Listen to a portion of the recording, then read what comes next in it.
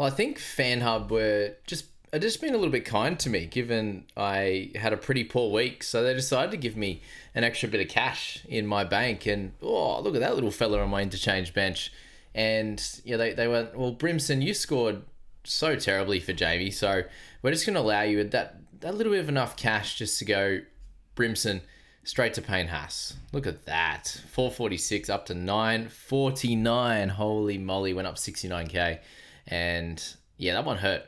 That one hurt as a non-owner, and we'll reverse that trade, guys, because that will not be happening. But yeah, 523k. Some people are saying they got like 500k extra in the bank or 450 on something. I only got 360.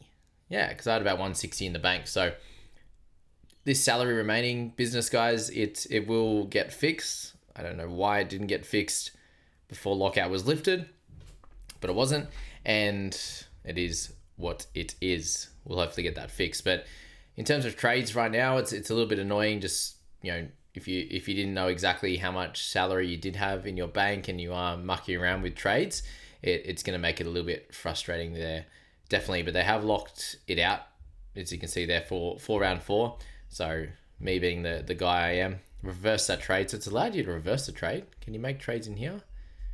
Don't think so. Yeah, it's all locked now, so that's fine. I'll be the good fella that reverses it. But can you imagine if it actually stays and I just reversed Brimson to Haas? That'd be tough. But yeah, it'd be on brand with the start of this season. I lost 4,000 ranks basically. I was sitting at the end of round 2 at 10,322. Pushed myself back to 14,482, and just to make myself feel a little bit better, we'll show you my 2024 team analyzer again, just to keep things in perspective and feeling a little bit better for myself. So NRL Fantasy analysis, yes, I come 757th.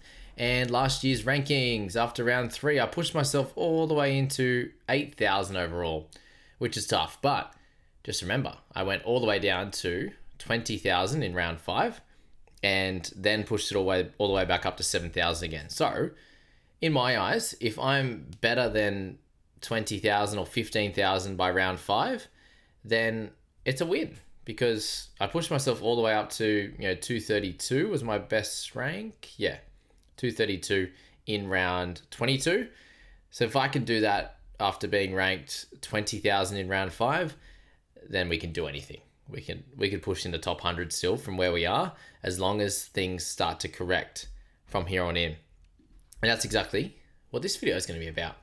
So Payne Haas isn't the side anymore. Tough times. We'll go through the rankings, guys. We'll go through my leagues. Big shout out to the guys in the private crew for dominating so far. And yeah, we'll work out some potential guys that I might have to sell to get to Payne Haas, if that's the way we're playing it. Do I go for Jermaine Hopgood instead? Do you trade a Cleary? Do you trade a Ponga? Do you trade a Watson?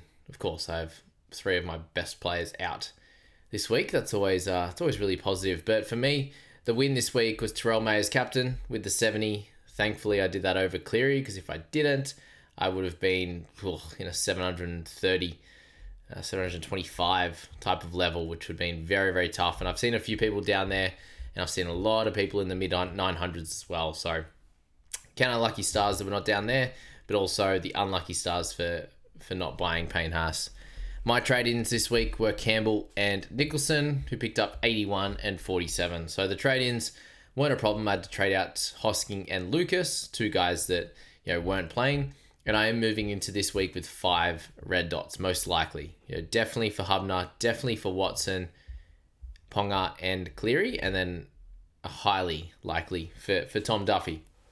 So in that scenario, I do have to trade at least one of those red dots out, and Duffy's the clear one, and then the other 3, they're out for 1 week. So I could just make one trade, but in this situation of being 14,000, not owning Payne Haas, who apparently is just getting warmed up.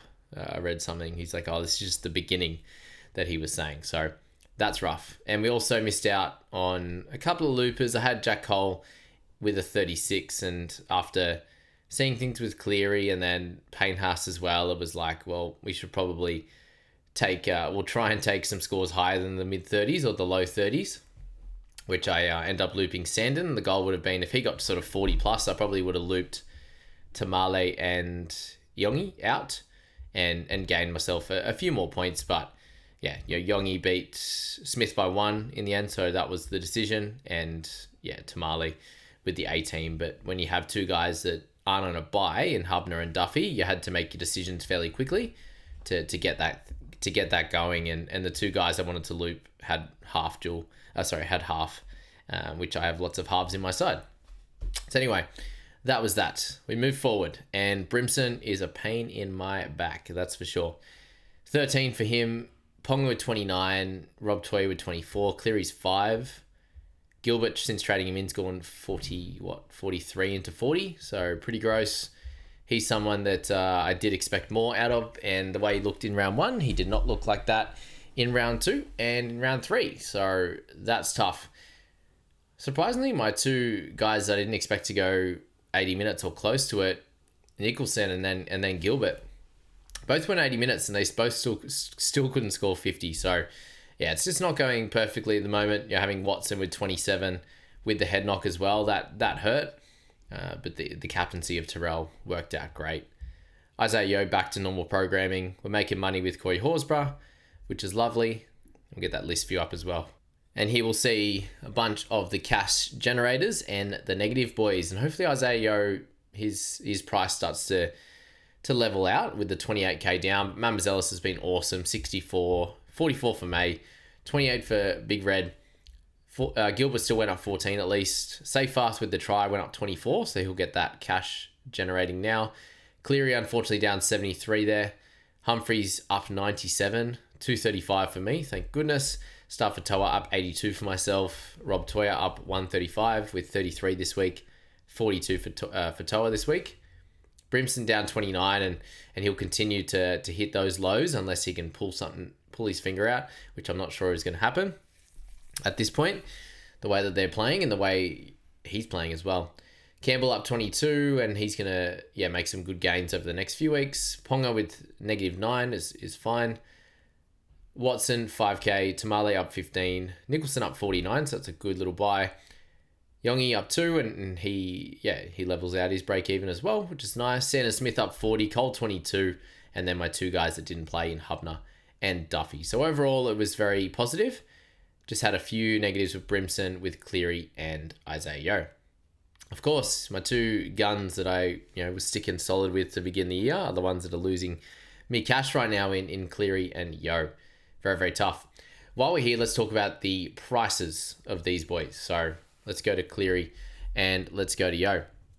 And what you need to look at with Cleary is where he is currently priced at, which is 58, like 57, 58, whatever it is there. And as soon as you get Cleary under 800k, it feels pretty gross to potentially sell him.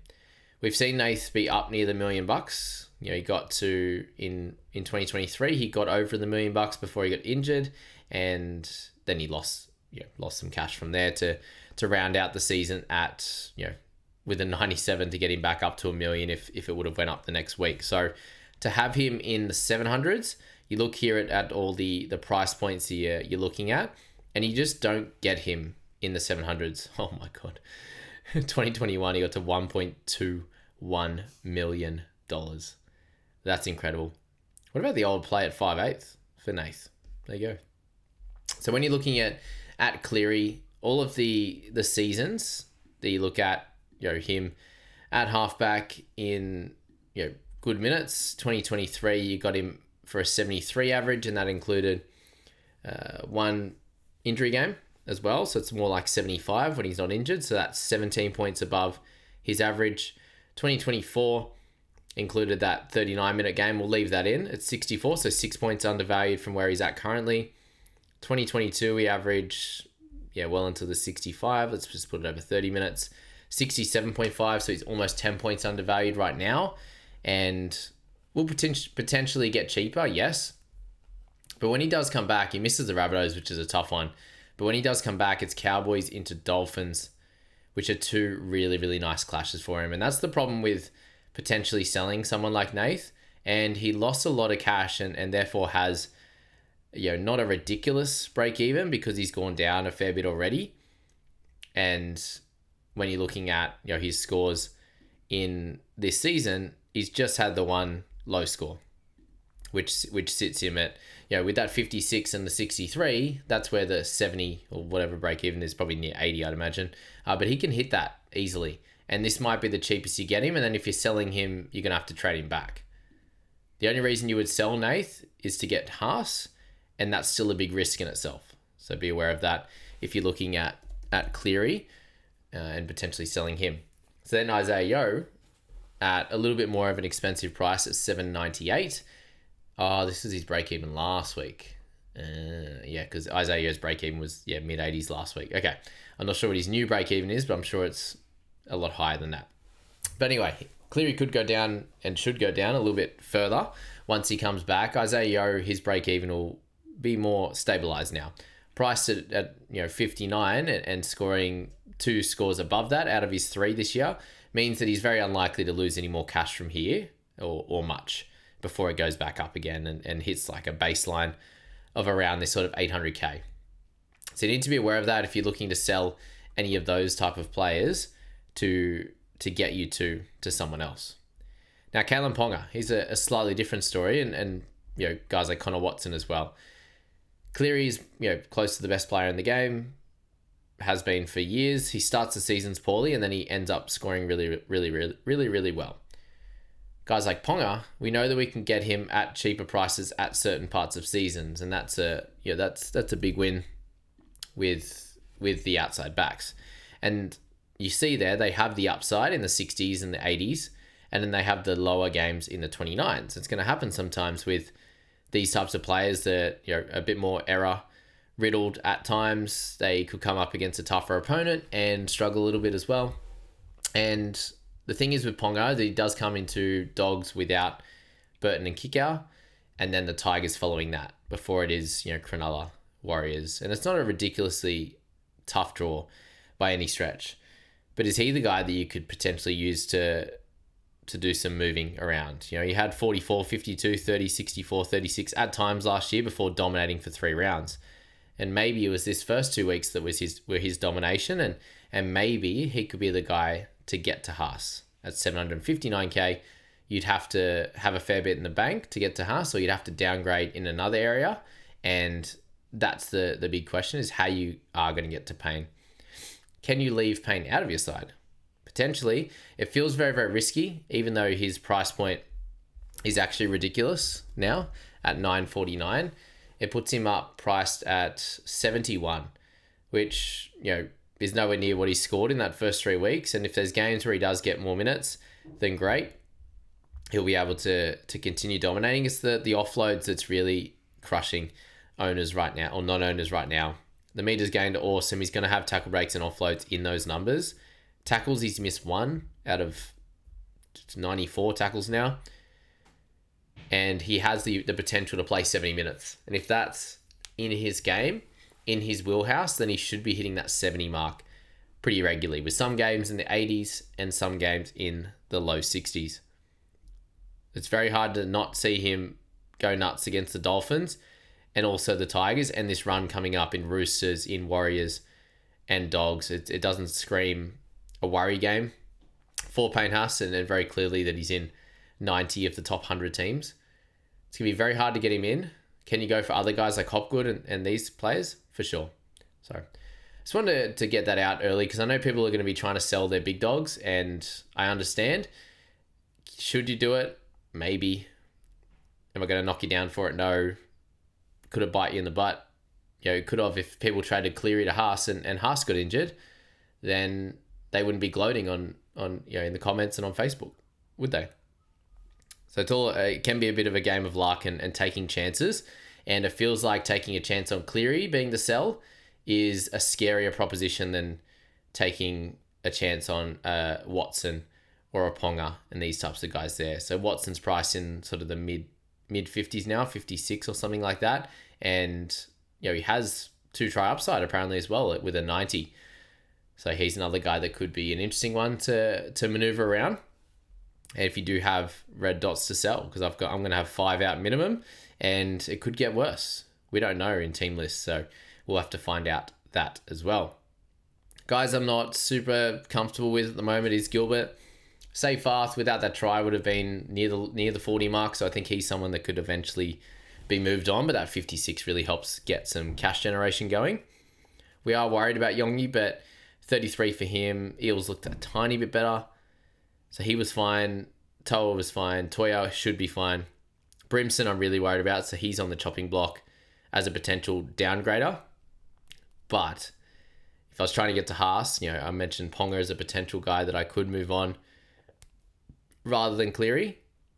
And if Watson was the other guy that I potentially moved on, then Mamzalis is left on his lonesome as the only hooker in the side. So there's definitely worries with whatever we do decide to do in my squad personally. And we've got Cole there, Sandon Smith, all cop knocks during the weekend as well. Nicholson, 47, will stick solid with him. Ride these cash gains for a bit. If he can score near that 50 mark, he's got another 120 odd K to make and should be sweet as well. But the rest of the team I'm fairly happy with. Great owning Jaden Campbell now. Just missing the one big dog in Payne Haas who would have got me into the high 800s or 900 and we would have been sweet. So a couple of things to work out. Hopefully less injuries would be ideal. And my side will then likely be okay. 2,641 is my overall score, and the leader, Waraki, is on 2,979. So it is only 338 points behind. It's not ridiculous. Squad value. So team value, they're at 11.1, 11.2, 11.3, 11.7. Holy moly. That's surely because they've been given so much extra cash. Let's not look at team value today. But shout out to Waraki, James, David, Jake, Gabrielle. And a big shout out to Josh from the private group in at 20th. Incredible work from yourself, mate.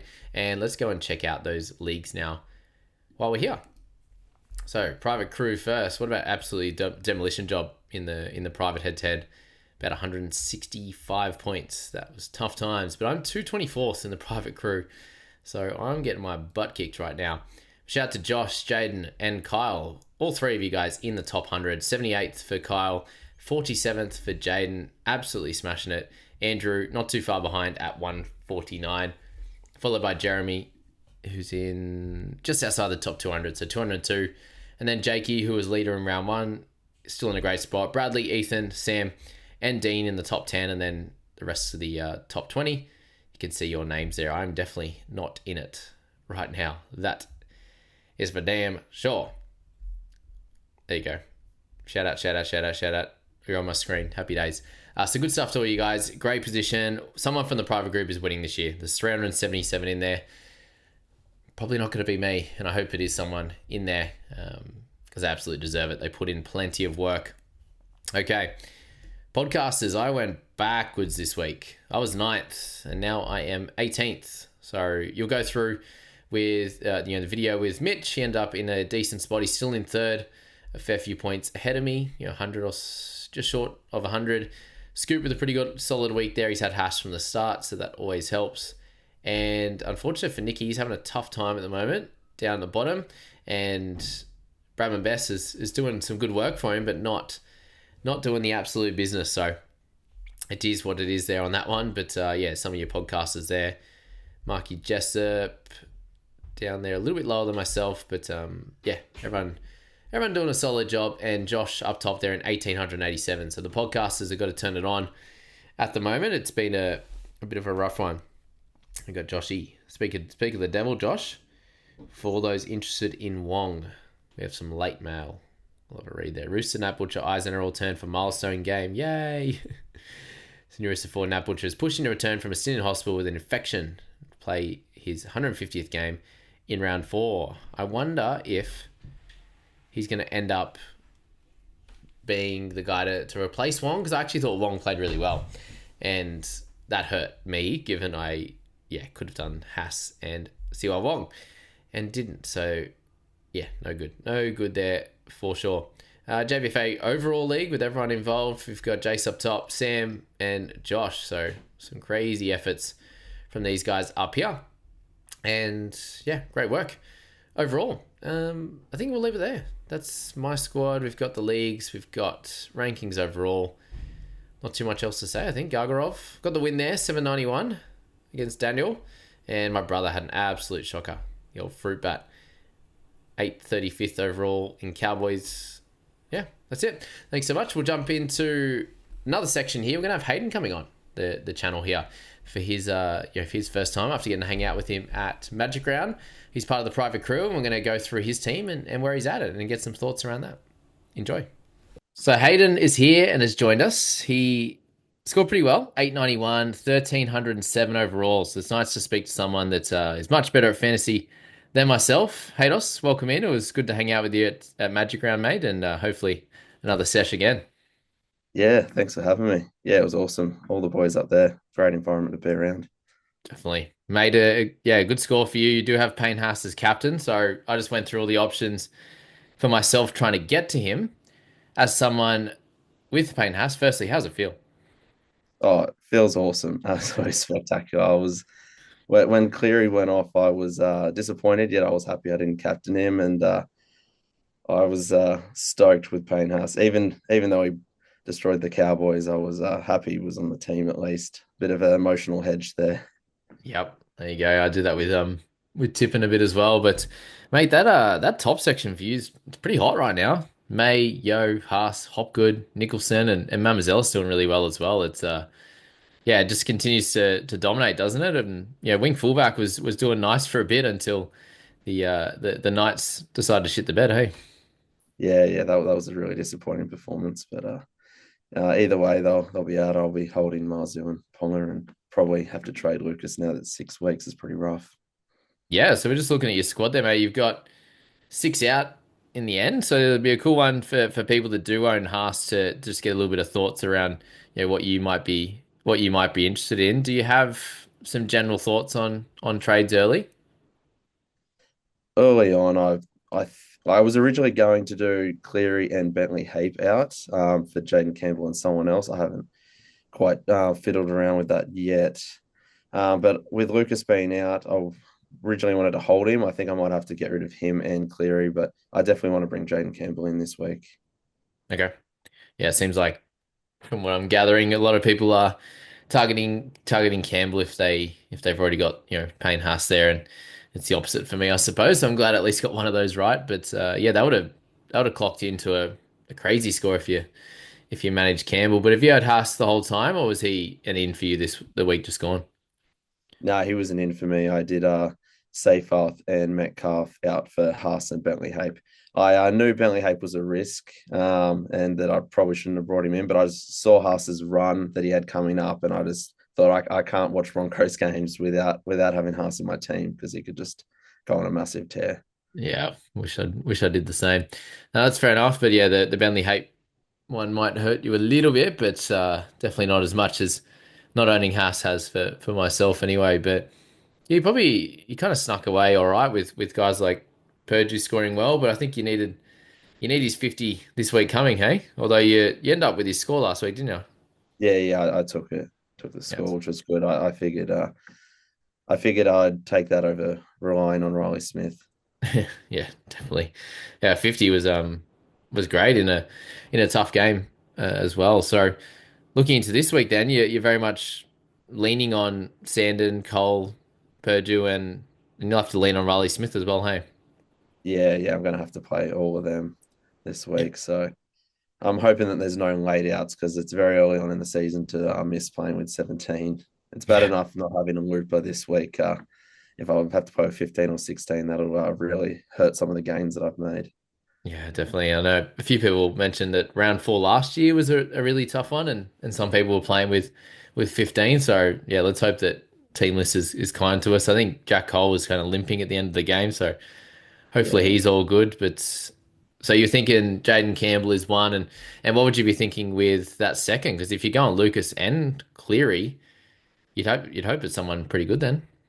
yeah. If I'm going Lucas and Cleary, then I reckon I'll go both Fermor because I can still slot him in as a edge or center, like I had that flexibility with Lucas. Yeah. Um, and yeah, and Jaden Campbell as well. And I definitely think that strengthens my wing fullback a lot as well, which I definitely need at the moment. Yep, that makes sense. If you weren't to sell Cleary and you want him for the following week and going forward, given he's lost a fair bit of cash now, how would you look to get Campbell without selling Cleary? Um, Have you thought of that yet? Because I yeah. I could still it just depends who else I'm gonna get rid of with Lucas Hmm. in that scenario. Would have Because to be if I another red dot. Yeah. yeah, I don't really want to trade out Marzu or Ponga, and Hubner will be back next week anyway, which really only leaves Bentley Hape, and I can't really go down from Bentley Hape to go up to Campbell with Lucas, so I could Mm. just skip out on Campbell, but I'd prefer not to have to do that. I gotta see how much money I have to play with. It's hard to gauge at the moment because of that glitch. Yeah. So it says I have like 500k when I actually only have like 48. So I do have 48. Yeah, okay. Well, that'd just be enough to get Lucas to. Yeah, well, that's like you could go Lucas to Campbell maybe with the 48 just. Yeah, I think so. And yeah, there then, should be. I think he's 721, so I should be able to go Lucas to Campbell. yeah, I But think it's 30 odd, 730 odd in the end, but I think, yeah, 10K, you got 10K extra or something. yeah, it just Um, means if I do that, that I'll have to play with 16 because Bentley Hape's mhm. not getting selected, and definitely not now that Rafael was there. Yeah, that's definitely right. I'll probably Uh, have to make two. yeah, and then Hubner you don't really want to sell. So maybe, yeah, I don't know.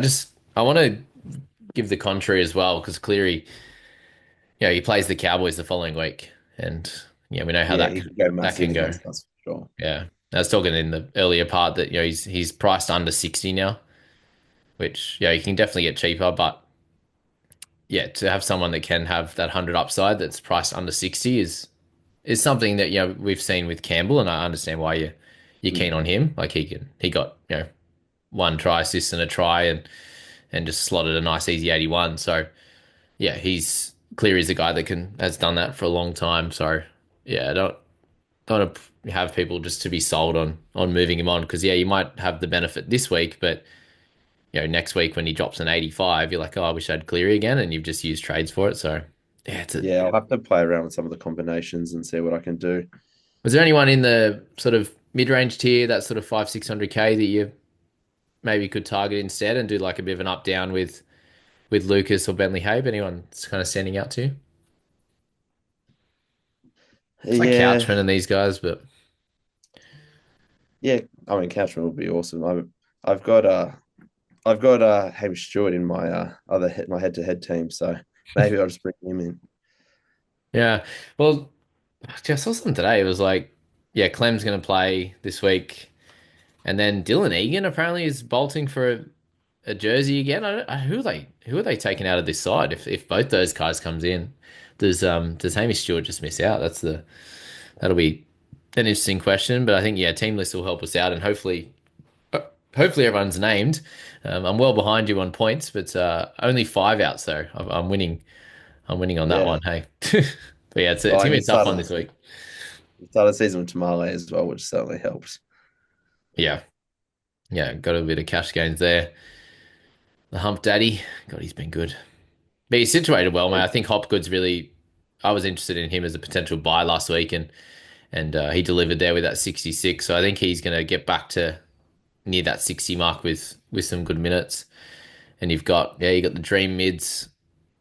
No Hors. Oh, you do have Horsburgh as well. Yeah, you got the dream mids, and it's probably just around these cheapies and getting these outs under control, and that'll be sorted, I suppose, post round four, and it's probably a good thing for people to think of as well is to look forward to what round five might be like with your two knights back once you sell Lucas and Hubner returning as well. So you probably only got you got no worries. There's probably only one or two outs come the following week, and things kind of relax a little bit. So Yeah, exactly. mm.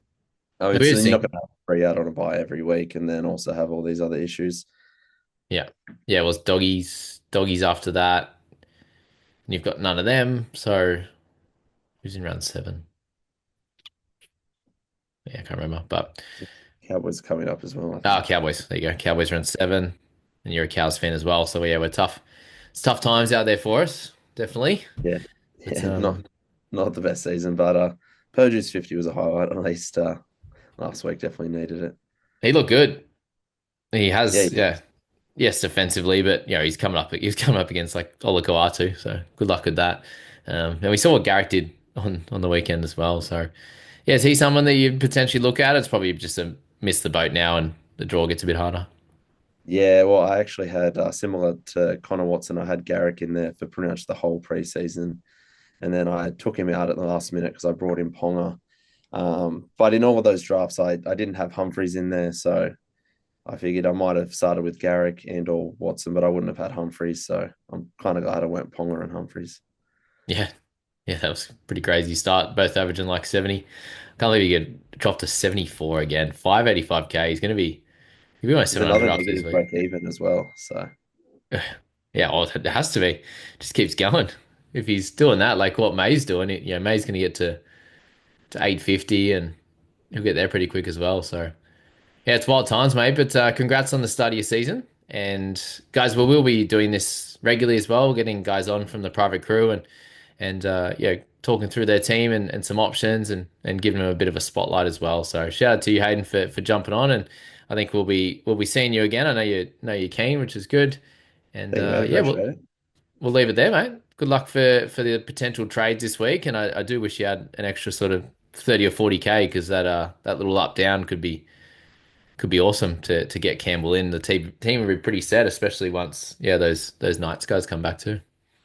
Yeah, exactly. Well, I'll have a play around and we'll see. Team West Tuesday always seems to have a habit of dropping some bombs on us. So we'll Yeah. see what happens. I'll have a play around. Awesome, man. Thanks for jumping on. And guys, if you are interested in the private crew, all the details are in the description for that. Please subscribe, hit that follow button as well, and we'll catch you in the next video, which will be Mitchy and Matt for their hour, however long it's going to be, masterclass. See you guys.